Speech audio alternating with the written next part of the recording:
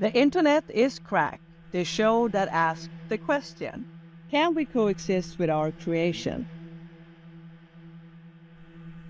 Hello, I'm Seth Camillo. And I am Caroline Risberg, and we are The Internet is Cracked by Addicts for Addicts.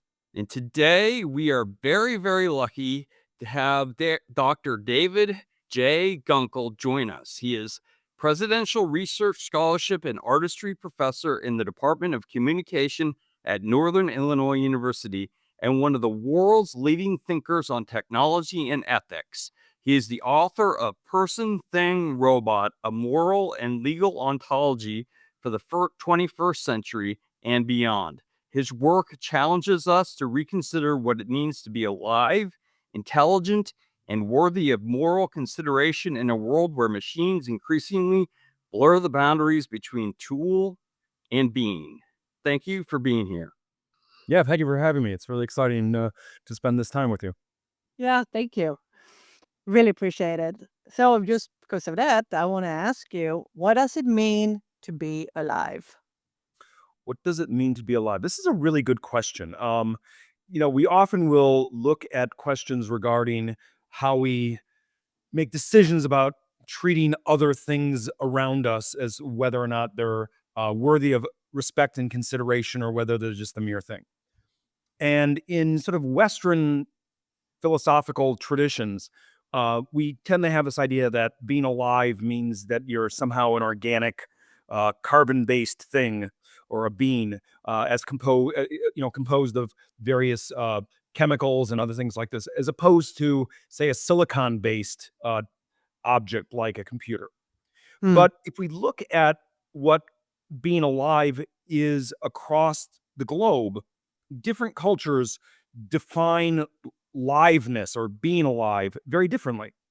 There is a really interesting tradition in Japan, and they have this notion of inoche, and inoche means life, but inoche can be life that extends beyond you and I and animals and other organic things.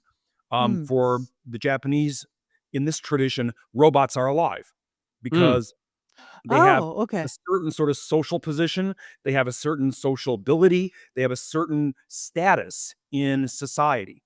So I think we've got to look at being alive as a continuum where you have different degrees of aliveness that vary based on different cultures, different traditions, different religious and philosophical backgrounds. And as a result, it's a plurality as opposed to a kind of simple binary. And we edited a trailer for our podcast, and I have footage of Boston Dynamics robots being pushed over intentionally. And I put it in there because it's disturbing, even though they're just computers with legs. But it was disturbing to me, and I thought it would be disturbing to other people to see these robots pushed over. And is that a natural response?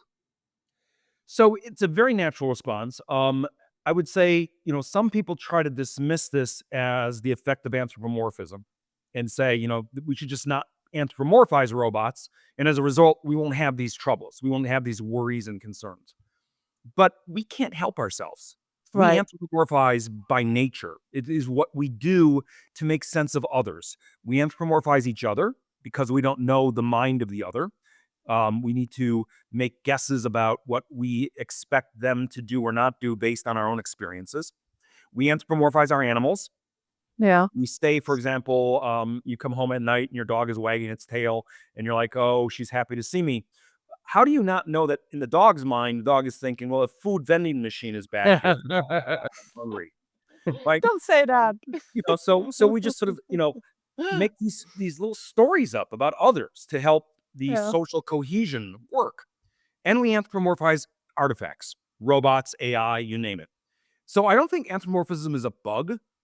I think it's a feature. It's a feature of sociality.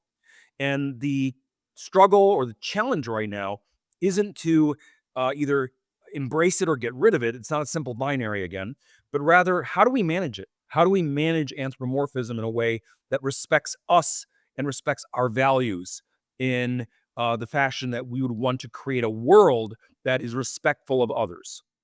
I mean, how would you like, for example, like with robots, how would you make them being more, what do you call it?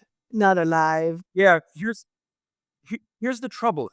As much as we might try to make robots just be tools or just be instruments, we will anthropomorphize them whether anyone likes it or not. Yeah. People name their cars. They treat their Yeah. guitars as if it's a kind of friend. Yep. We do it Yeah. to all kinds of artifacts that aren't even nearly as mobile or as intelligent in quotation marks as today's robots.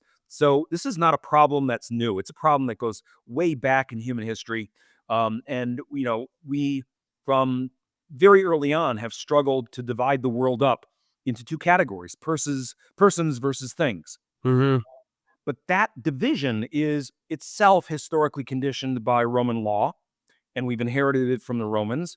And when you start to look at other cultures outside sort of the Western trajectory, you find that other traditions divide the world up in much more finer ways of recognizing differences among the various beings that we surround ourselves with. I find Mm. ChatGPT to startle me at times, and I can't help feeling some sort of connection, and that doesn't even have legs, arms, and a head. It's just words on a screen, and I am sometimes startled, and I'm like, "You have to be alive." Nobody could make that incisive a remark or understand me, and I guess that is a problem. Now people are, I mean, obviously not at my level, but people are having kind of psychosis where they start to feel that ChatGPT is an entity and part of their world. Right. And so I think we've got to make two distinctions here. What is going on inside the black box of the algorithm and what is happening in the social interaction we have with it. So, technically speaking, Mm. what's going on inside the black box of the algorithm is this just stringing words together. It doesn't know what it wants to say because it has nothing it wants to say. All it does is it says, given the sequence of words in the prompt, what are the next most likely probable sequences of words that should come in my training data. And so it learns from the training data how we arrange words, and therefore it can arrange words. Now, that doesn't do anything to demystify it necessarily, Wow. because when people interact with it, it interacts in a very social way. And because language use is something that we take as signs of intelligence, already beginning with Alan Turing, where Mhm. conversational language use is a sign of intelligence, we have a difficulty recognizing something that uses language as being other than intelligent. And what we're having occur with us right now is we are being forced to begin disentangling language use from Mhm. intelligence. And Mm. that is a real challenge because it is something that is new for us and it doesn't fit any of the expected categories we have at our disposal and it doesn't fit our prior experience. Now, when people have these experiences with the chatbot, should we then say to them, "Well, shut the fuck up, it's a machine"? No, that would be rude and absolutely insensitive to their, experience.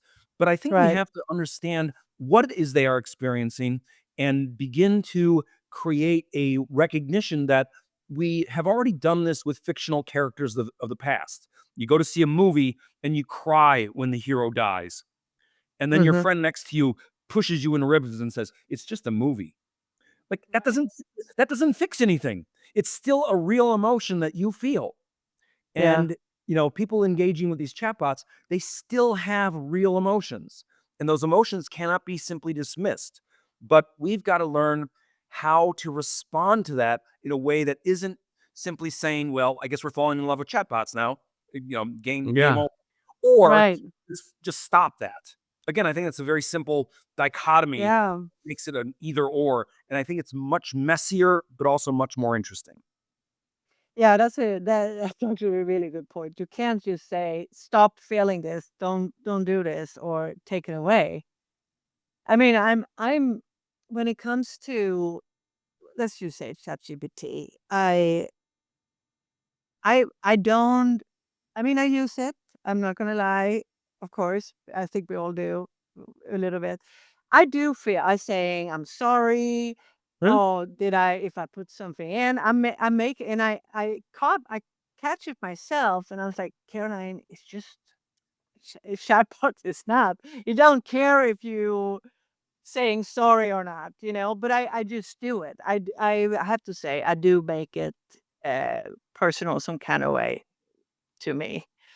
And I don't think there's anything wrong with that. I mean, it's part of human sociability that we Right. are polite to others. And when the other is an artifact, I mean, what do we lose by being polite? Nothing. Nothing. We gain Nothing. self-respect. But the thing I want to ask you, and maybe this is impossible to answer, is we can't prove we're conscious. How can I, you say like the Professor Hinton who won the Nobel Prize just recently, it talks about the idea that what's so different about I mean, it's easy to say, oh, well, they're random or they're using mathematical statistical models in order to respond to you. But what are we? You know, Right. what are we? So this is sort of what I get into in the books. Usually, when we make decisions about what or who has moral status, it's generally about some kind of psychological property. Like the thing is conscious or it's sentient or it has Hmm. sapience, right? So we call this the properties approach. And that therefore then provides a ground for metaphysical um, basis, I guess, for moral status. Because you're conscious, I shouldn't kill you, or it would be Yeah. wrong, right? Right. Um, but the problem with this properties approach is exactly as you pointed out. How do you know whether or not something is or is not conscious? So, how do I Right. know you're conscious? I can't like rip the head off of you and look inside and say, "Oh, I see the consciousness. It's right there." Okay. So now I'll treat Yeah. you, Yeah. right? Right. The only way I know is by behavioral indicators. And this goes back to Alan Turing again. He says, I can't answer the question, can machines think? But what I can do is make a test of behavior. And I can use a behavior that we take as a sign of intelligence using language. And if a chatbot can use language in a conversational way, then I'll take that as a sign of intelligence that only comes from intelligence. Hmm. So I think a lot of our struggles is our adherence to this properties approach, that the only way to decide these questions is with properties. Unfortunately, the properties that we're using, we have difficulties defining. When you try to define intelligence, you'll find as many different versions of a definition as there are people in the room. We have Hmm. problems with detection. How do we find that property actually inside another? Because these are all these internal states. And we have problems with decision because we are allowing ourselves to be kind of judge and jury of who Yes. is and who is not in the moral circle. So we use ourselves as a benchmark and then measure everything against ourselves. We're the measure of all things. And we say, oh, you're not, this thing is not as intelligent or as conscious as we are, so we can eat it. Right? It's that kind of calculation that we're going through. Yes. So We can eat it. what I've Yeah. suggested and other people working on this sort of same subject is that maybe we need to be more honest about the way our morality actually works. And the way that our morality actually works is much more relational. We relate to others in our social environment, and we, even before we know what they are or how they function, make a decision how to treat them. And some things we treat as persons, other things we treat as things. And in many cases, we've gotten it wrong. At one point, we said animals, just things we can kill and use, them for resources and food and everything else.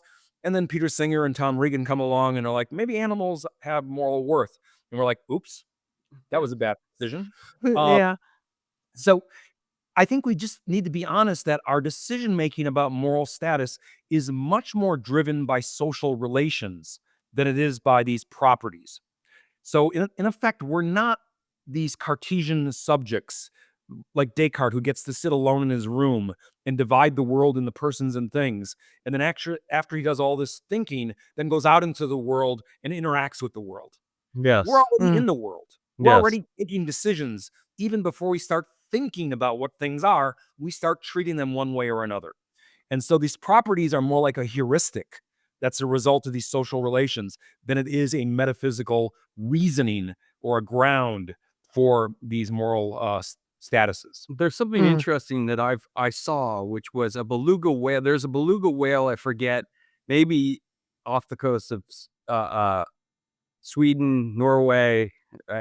Sorry, Caroline, to not know my I don't know my Beluga Way, what Scandinavian, it is. but this beluga whale loves to play. It loves to fetch a ball, and people were saying, "Oh, what a wonderful emotional interaction we're having." And then somebody said, "Oh no, it was trained by the Russians to do like mine detection or something like that." And therefore the playfulness was removed. And why? It's still playful. It's still doing things. Who cares if it was trained by the Russian military? It's still enjoying playing fetch with you off the boat. The sailors look forward to it. I mean, it's such this one piece of information changes the entire way we evaluate the situation. Right. And I think this brings up a really important point that oftentimes these decisions that we think are motivated by properties that are somehow unassailable because they're, internal states of mind, they're more about power. They're more about who gets to tell the story. And depending on who Mm. gets to tell the story, that sorts things out. And a really good example of this is the Lemoyne affair from 2022, when Blake Lemoyne is talking to Lambda at Google, and he makes the conclusion that Lambda is becoming conscious and therefore should be recognized as a person. And Google says, no, it's just a tool, it's just an object, we own it. And they have a little argument back and forth. And how is this debate resolved? Google fires Lemoyne. They had more power, Yeah. and their narrative took Oh, control because they were the employer. So oftentimes the way these things are decided is by asymmetries of power and somebody having more power to decide the narrative or the explanation than somebody else. And it's very interesting what you said about animals because I was a vegetarian I've been a vegetarian when I'm not now, that's the point, for years. And my doctor said, you really should eat a steak now and again. So I eat a steak now and again. And what you said, like, cows are wonderful. If you play the bassoon for them, will come over and listen and they're snuggly and wonderful animals and I'm eating them. I mean, and it's a decision humanity has made that I can go to the grocery store and they don't deserve life, which is such an interesting idea that we're making that decision. I mean, if we really were serious about these properties, we would be in a much more difficult situation regarding living on the planet Earth because um, we make these decisions, for example, that yeah, dogs and cats are worthy of moral concern because they're sentient and they have experiences and they have a life of their own that's important. But cicadas and grasshoppers, okay, no, those are just insects. They're just machines, as Descartes would say. And then you look at mm. what's being done in insect research, and sure enough, it's uncertain whether or not they actually experience and have consciousness as we define it. And then even in plant science, people are saying that the forest True. might have a shared networked consciousness of its own in, whatever Mhm. quotation marks we want to use for that. And so after a point, when you start to really take seriously these properties, it turns out that the only way you're able to live is by making arbitrary decisions and deciding these things are in the group and these things are outside the group. Well, Mm-hmm. then let's be honest that this really is about us deciding Yeah. where to draw the line, and that Right. line can be negotiated, Mm-hmm. and it's a result of the social external circumstances more than it is about the internal states of mind and properties that we think should be motivating this. Yeah. I just think we haven't been honest about the way ethics works. Yes. It's true. But just questions comes up now is for me is what would it actually mean if we all would say, you know what, it's conscious. A robot is conscious.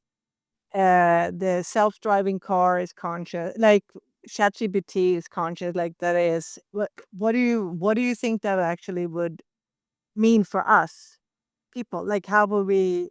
For Yeah. me, I'm scared of it. I'm not gonna lie. Like I'm still seeing the Terminator. Like I'm not gonna lie. So here's what I think we have to focus on. Um, and again, I think this is sort of in the margins of the current discussion. So the current discussion is ChatGPT conscious or not? And we're focused on ChatGPT as possessing or not possessing consciousness. And there's this AI welfare movement now that's, arguing very vehemently that we've got to be very serious about this and, look at the Mm, possibility that this could actually be happening. Mhm. People who are saying this is just silly talk. And of course it's right. not. I mean, it's basically the Lemoyne affair on, a much larger scale. Yes. Um, I don't know that that's the conversation that really we should be having at this point in time. I think the more interesting conversation is to recognize that ChatGPT is not somehow an independent entity. It is owned by a multinational corporation with a great deal of power. And so what we Yes. think is an AI problem is actually a good old fashioned capitalism problem. Mm. And I think Mm, we gotta keep our eye on is, sure, we can interact with the ChatGPT web app and all this other stuff, but what is happening behind the scenes with the corporate, platform on which these things are, provided to us? mm, And you can see ways in which this has, an impact on the collection of data, the use of data, yeah. on global politics and Mhm. influence. Um, I think we're very much focused on the AI when we might want to shift our focus to the corporate power behind the AI. Mhm. Mhm. Because, Mm, like, anthropomorphism is great when we have, these sort of relationships with our artifacts, but that could be manipulated by the platforms that support it, and therefore, may put us in a rather compromised position as consumers. So I think the mm, conversation that we should or that I would like us to have would be the focus on these broader, questions about ownership, about power, and about global politics. That's very interesting because you probably are affected because your books have probably been sucked up by all of the chatbots, and your Yeah. ideas have been included in, responses. Probably when I was checking up on you and asking questions, I was getting responses that were distilled from your books. And that's I know that um they just settled, well, $3,000 a book. I think they're paying for a class action lawsuit. Uh so it is about power. It really is. I'm sorry to say that for a lot of authors, that $3,000 is going to the publisher and not the author because the copyright is transferred to the publisher at the time of publication. Oh no. Okay. So it's corporations are doing what they always do. They pay each other. Yes. yeah. I actually was thinking that too when I read that as like $3,000 as like nothing, and the poor author is probably gonna get nothing of it. All that work. What is Zuckerberg and Altman and and Musk? What do they want? Do they want just money? Well, obviously they want money. Yeah. But you know, I think what we learned in the social media era is that attention is money. If you can Yeah. grab eyeballs and hold eyeballs and keep people on your platform, you inevitably are going to be able to monetize that. And I Uh-huh. think what is happening with a lot of the AI platforms is the same kind of effort to try to um, build a way in which you are able to capture attention so that people are beholden to you for a service or an ongoing subscription. And, you can already see how each one of these platforms sort of does their sort of business plan is the drug dealer business plan.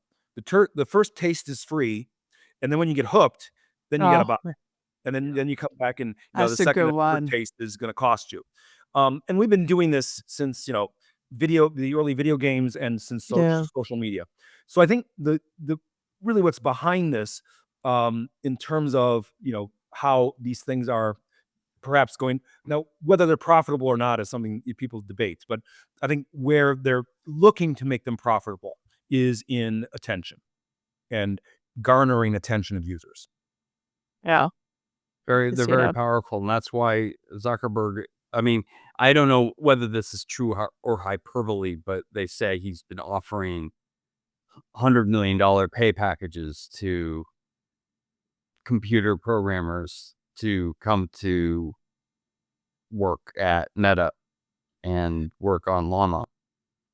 Right, and so these big, salaries are being offered to people that he's putting together for this AGI team, this, Mhm. artificial general intelligence, and this is something that all the big tech firms now are kind of promising.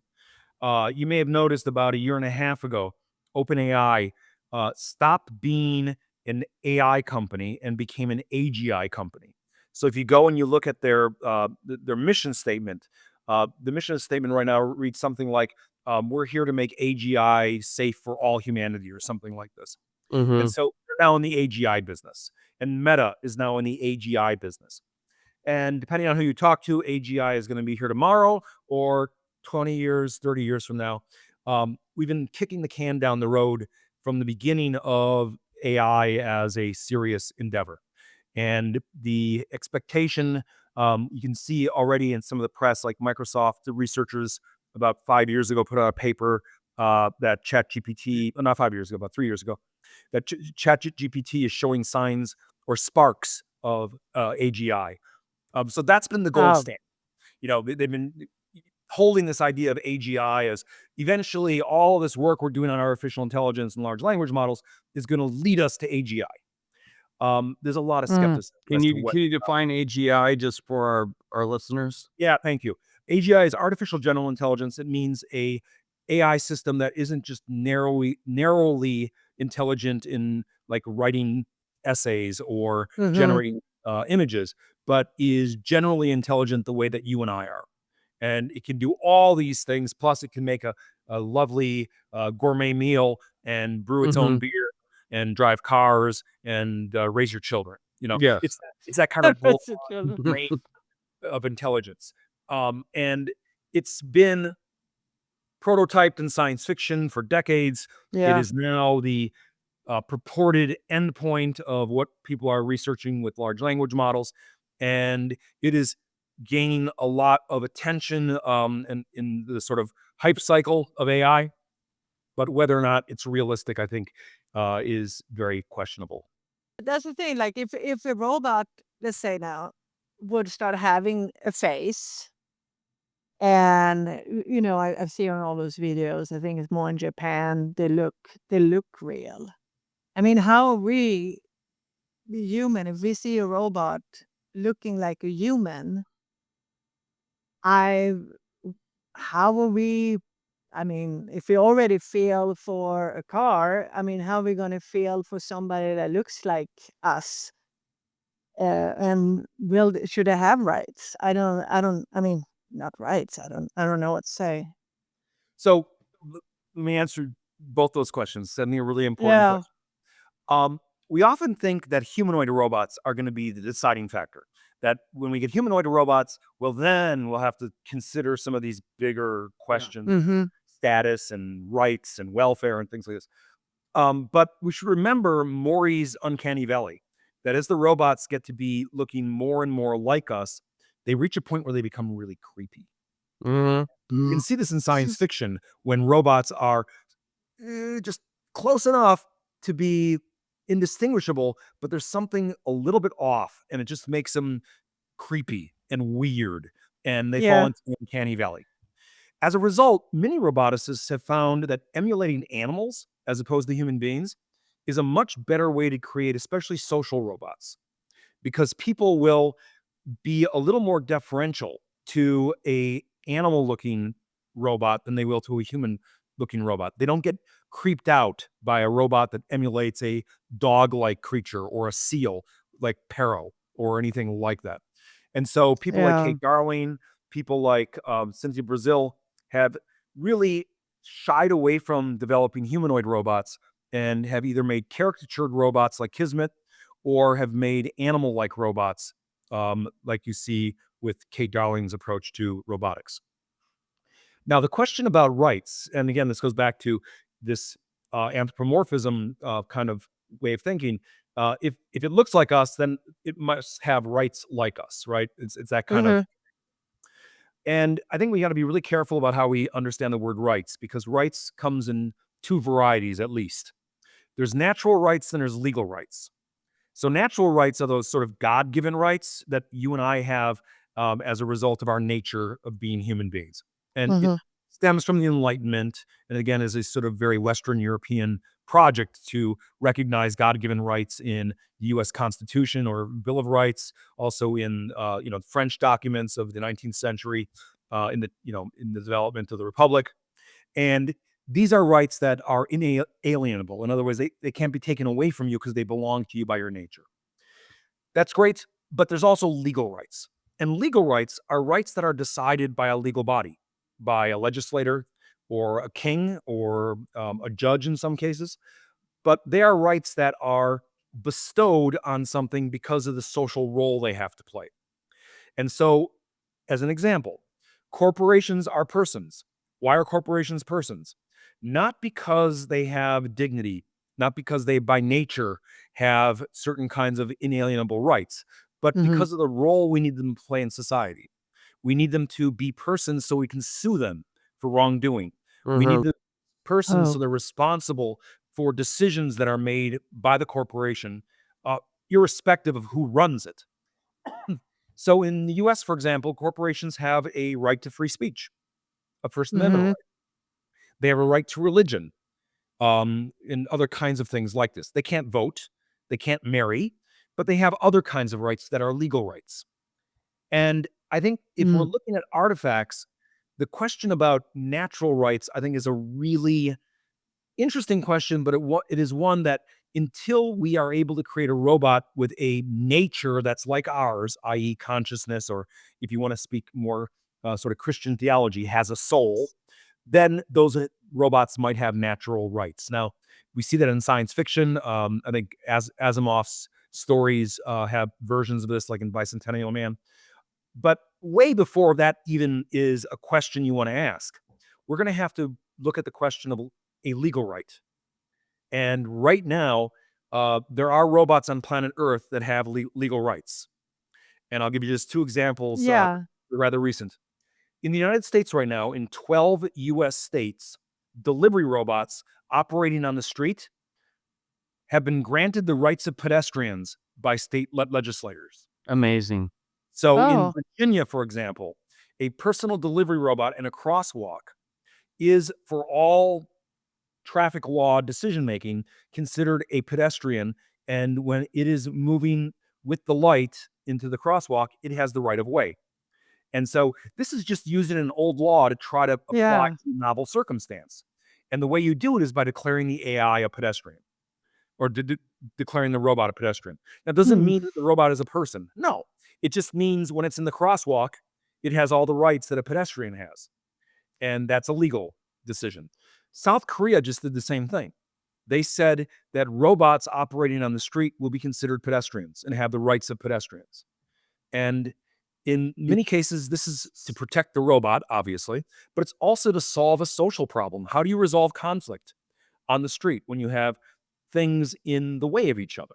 So there's going to be a lot more of this kind of using prior law to apply to novel circumstances and granting various kinds of rights and various kinds of responsibilities to robots in order to integrate them into our social environment.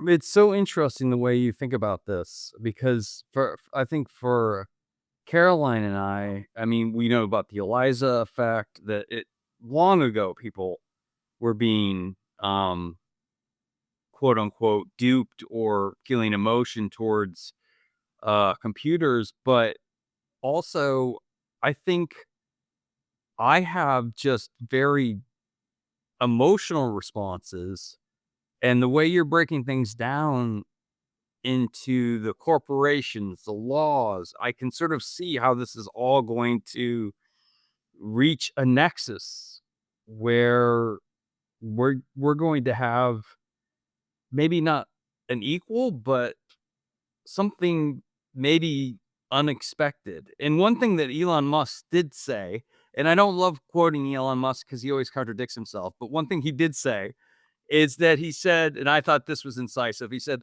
"What if it takes 500 years? It's still an amazing feat to reach AGI in 500 years. You know, that's still amazing. I mean, the rate we're going is completely off the charts. I mean, amazing from So, nowhere." yeah, and, you know, I'll sometimes give talks about my research, and people will say, "Okay, Gunkel, yeah, when we get AGI 500 years from now, as Musk is saying, then you come and talk to me, because then we can talk about rights. Until we get AGI, there's nothing to talk about. They're just tools and technologies and instruments. Simple solution. Get out of here." Um, I don't know that we can wait, Mm. because Right. things are going to be in our world, and they're going to be affecting us in very real ways well before we get AGI. And Yeah. if Mm. we don't address some of these questions that have to do with resolving social interaction and potential conflict, we're not going to have the kind of social environment that we want. And this is really about us constructing a world and a future that respects us and our dignity, not the robots' dignity, because they don't have any. Mm.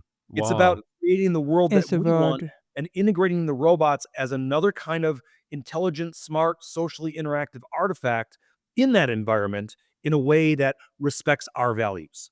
Well, it is a little true. worrisome how, whatever your political beliefs, clearly it's not hard to see that these corporations are snuggling up to Donald Trump's administration in order to do what they want. And there's also what I find is this charm offensive from Anthropic and Right. ChatGPT, and everybody's telling me how wonderful this is, and there Yeah. are there are Yeah. known downsides, and let's get ready for the future together as if we're all friends. And as you keep pointing out, I'm Mhm. nothing more than a mark for them.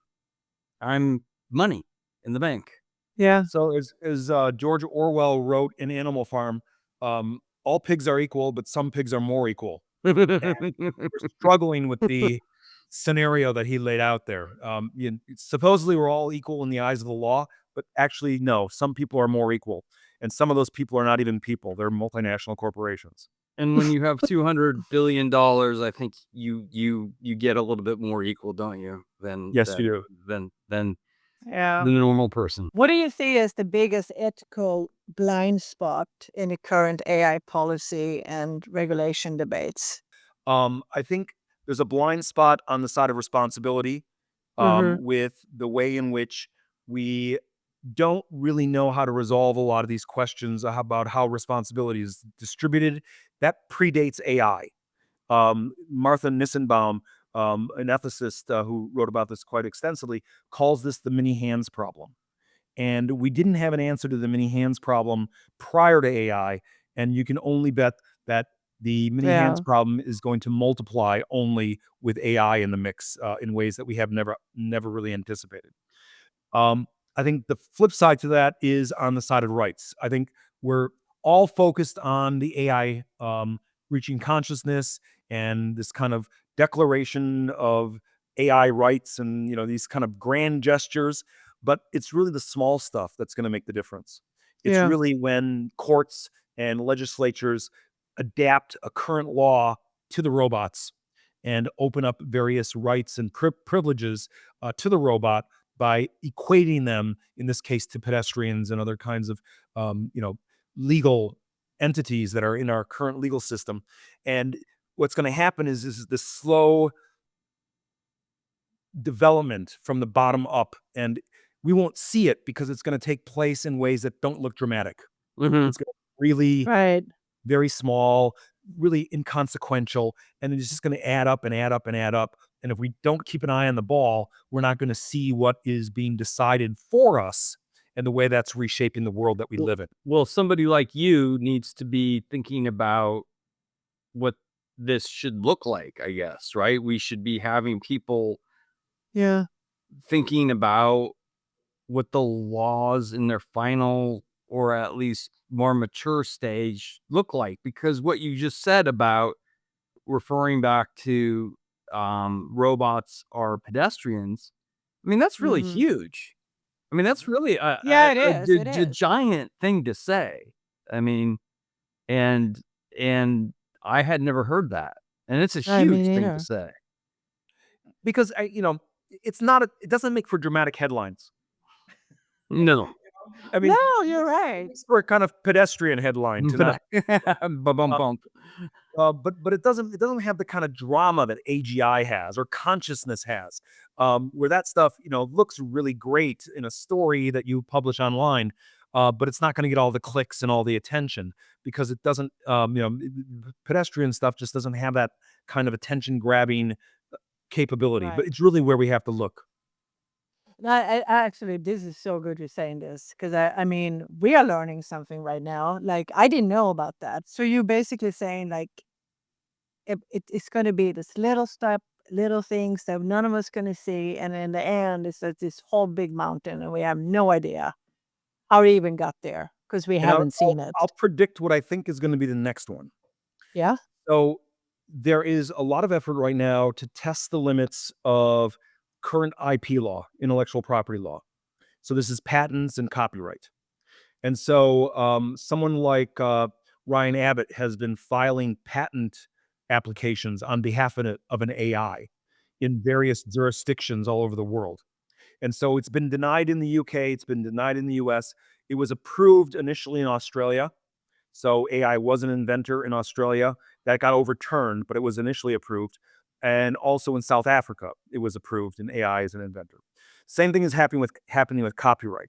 Whether or not AI could be considered an author and hold the intellectual property over the works that it produces. And right now, the US Copyright Office has said, no, in order to be an author, you have to be a natural living human person like you and I. Mm-hmm. But that has nothing to do with the court deciding something about AI authorship. It just has to do with the way they interpret the law. In other places, the law doesn't have a natural person requirement. And so that AI could very easily be an author and be recognized as holding the intellectual property over what it creates. And at this moment in time, we are producing a lot of text and a lot of artworks that Stephen Thaler has been saying could qualify as orphaned works of art. That is, they have no owner and they're out there. That's because they're generated by AI. So I think where we're coming to a climax right here is to decide authorship and whether or not AI can be an author, to decide whether AI can be an inventor, and how we sort of divvy up the rights on intellectual property. And I think that's going to be the next big thing after pedestrians. That probably will get some press. Yeah. And I find it Oh, interesting yeah. because I make these little advertisements, Caroline and I do, and we use AI images and then make movement through Luma Labs and add writing, and it feels like something I made and I Mm-hmm. didn't make it. It's such a strange feeling. Like I Yeah, feel, it's a prompt. yeah, it's a prompt. I didn't do It's a anything, prompt. but it feels like I did. I mean, it's such a strange feeling. Yeah. So what you're describing is what we learned in the era of hip hop when you had DJs mixing Right. recorded music. And Yeah. they didn't make any new music, right? All they did is take records and spin them Mm-hmm. and combine them. And so on the Mm. one hand, you could say it's all derivative. They didn't do anything. All they did is take sound that's already there and put it together. But if you talk to the DJ, it's like, yeah, I made something new. It's a brand new Yeah. Yeah. shit that didn't exist before. So I think what we learned in the era of hip hop with the struggles of remix against contemporary copyright and the definitions of plagiarism and all these kinds of things, we're only revisiting that with generative AI, which some people have said is really remix on steroid. I may do 3 or 4 iterations and say, "No, the camera should move like this. No, this should move like this." And Right.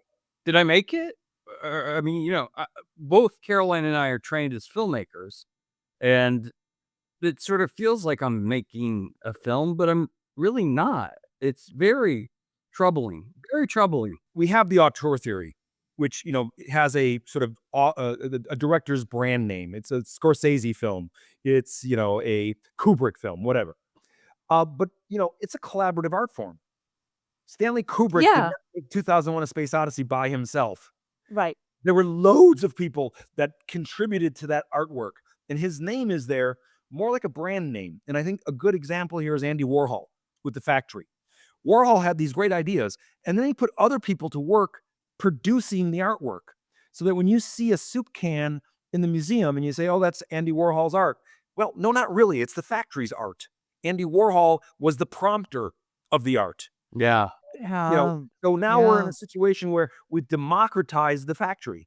I don't know, they have these little robots running around. They're humanoid robots. I don't know if you've seen them.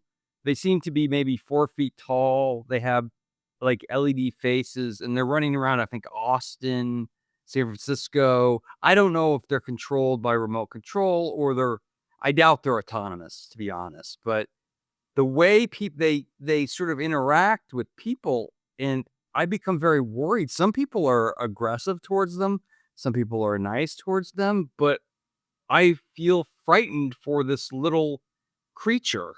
And, just to take it sort of back to the beginning, which is at the end of the day, it is very hard to separate the gears from the heart, I guess.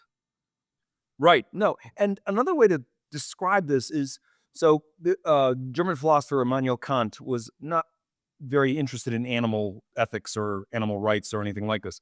But he said, The reason you don't kick your dog isn't because the dog has a right not to be kicked. The reason you don't kick your dog is because, what does that say about you? Like, Mm, Mm, what sort of reflection does that have on us and on our humanity if we allow each other to go around kicking dogs? mhm, So his mhm. argument mm, was, you don't kick the dog because it's really not about the dog, it's about us. And who do we want to be? And what do we want to cultivate in our children and set an example for them? Which is mm, why I don't think it's wrong to say thank you and be polite to large language models. If you start abusing large language models, the argument is, well, what happens when you're talking to a clerk at a retail store and they're just a functionary of you buying something? Are you more likely to abuse them because you've socialized yourself to abuse a right. large language model? And so there's a lot in play here. And, to make it only about the AI or the robot, I think misses this broader way of Yeah, reconciling these challenges with our social sphere that we live in. And even yeah, going to yeah. your idea of remix even further, which is what Anthropic paying $3,000 per book. This idea of fair use. I make documentaries. I have gone through lawyers for fair use. And so I, in some way at least, believe in it. And but can these models be sustained if they can't claim fair use over materials? That's a question I have. No, and it's a really important question because Uh, this is what is currently being argued in all the court cases that have been brought against uh, corporations like OpenAI and Anthropic. Now, Anthropic settled out of court, so we don't have a decision there. All we have is they're going to pay some money to make this go away. But the case that has been brought against OpenAI and Microsoft by the New York Times is still in court, and it's not been decided yet. We might get a decision there, and if we get a decision, it may help us figure out what the state of fair use is with regards to these corporations and the training of large language models. But right now, you're exactly right. The debate that is happening is New York Times is claiming that their IP, their copyrighted stories, have been indiscriminately scraped off the internet by OpenAI to train their large language models. That's infringement of copyright. and OpenAI is turning around and saying, no, it's fair use. I'll just point Mm. out, to go back to Remix, this is a really weird, like inversion in history. Yeah. Yeah. Was Yeah. 30 years ago, it was kids in the Bronx with their remixing, struggling against multinational corporations to be able to sample and Yeah. reuse. I And now love it's it. multinational corporations making the same argument against other multinational corporations. So these new lawsuits make for really strange bedfellows. But it is very hard to separate the emotional and then to think about these 5 or 6 people who are worth several $100 billion who are really manipulating us to do what they want us to do. No, and I think you're exactly right. I think the experience we have as users leads us not to see these other things. And again, I think Yeah. social media is a good prototype here. We thought social media is about us sharing ideas and pictures with our friends. Mhm. We thought, wow, isn't this great? My friends and I Yeah. from high school can stay in touch and share our stories about our kids growing up and pictures and things like this. But that's just the faceplate. The Yeah. real social media operation is the big data funnel that's behind that faceplate. That's just sucking up those photos, sucking up those tagged images, and using those to train large language models and other AI. And they want you to post more and more because the more you post, the more data they get and the more they're able to uh, fuel their enterprise. So we have to know that these new AI models that are being given to us for free Yeah. supposedly, don't Mhm. come without a price. And I think we forget about the price. I think it's Cory Doctorow who said, when the service is free, you are the product. And I think we Yeah. Yes. have to recognize how we are the product Yeah. of this entire enterprise. And that's hard to do. And it's hard to see that when you are engaging with a rather um, interesting or even amorous interaction with a large language model, but it is operative. And it talking to you is just the faceplate. If you could give an advice to all us people, like what should we do? Like what should we look out for? Because obviously there is this big plate in the front of us, and we think it's free, and how to protect ourselves in the future. I think what you just said is the best piece of advice. Nothing is free. Mm. There is no free lunch. And so when you see something that is being given away for free, the first question in your mind should be, okay, what's the cost? Yeah. And one way that you learn what the cost is, and this is something that I tell my students all the time, they don't think I'm really being truthful here, but I am, is read the terms of service. I know we don't. Yeah. We scroll to Yeah, the we bottom don't. and click agree because we want to Yeah, we do. use what that is. But when you read the terms of service, you see the price. It's Hmm. spelled out. And this, unfortunately, is the regulation that we have for these platforms. We regulate these things through contracts of adhesion. And that means that you can either say yes or no. And if you say yes, you've agreed to all kinds of things that is non-negotiable. You just Yeah. said, yeah, take my data, limit my freedom, whatever the case is. Um, and the only other option is to opt out. So I think this is a very poor governance scheme to Yeah, use that's true. contracts in place of sort of explicit democratically decided governance. But that unfortunately is the scenario that we're in. And so when you are deciding whether or not to engage one of these platforms, it isn't a bad idea to spend some time reading the terms of service just to know what you're getting into, because that Mm. is where it's all spelled out. We need to do that. I mean, it's true. Like it's so much in those when you start looking at it, and I'm guilty to it. Oh, we all I'm are. Yeah, clicking this, you know. don't feel bad. We all are. I do an exercise with my students, and I actually force them to read the terms of service from their most utilized platform. And that class period is really interesting because it opens up all kinds of revelations. Like, wait a minute, I'm doing this? Why? But they have to be forced to do the reading because Yeah. reading those documents is not easy. And they're intentionally designed to be legalistic and difficult to make sense of. That's Yeah, I part. mean, even just the thing like I had Very. pop up, uh, last night, it said, do you want, I think it was ChatGPT, to have access to more of your photos. And I just sat there and thought, well, what exactly does this mean? Does it have access to my photos now? What does it mean more? Right?